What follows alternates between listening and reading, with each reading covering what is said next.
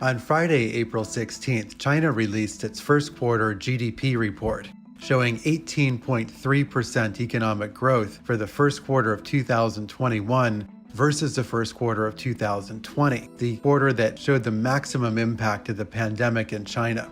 It had a negative 6.8% growth rate with respect to the first quarter of 2019.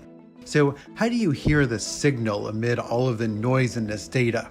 Well, one thing you can do is to calculate the compound annual growth rate between the first quarter of 2019 and the first quarter of 2021. It turns out that kind of on average, China's been growing at about 5% year on year over the last 2 years. This does show some negative impact from the pandemic. Prior to the pandemic, China's economic growth rate was closer to about 6.5%. China's manufacturing sector has been growing faster than that. Its annual compound growth rate is about 8.5%. So if manufacturing has been growing faster than average in China, what's been doing a little bit less well than average is China's services sector, which has probably been growing by more like 3%.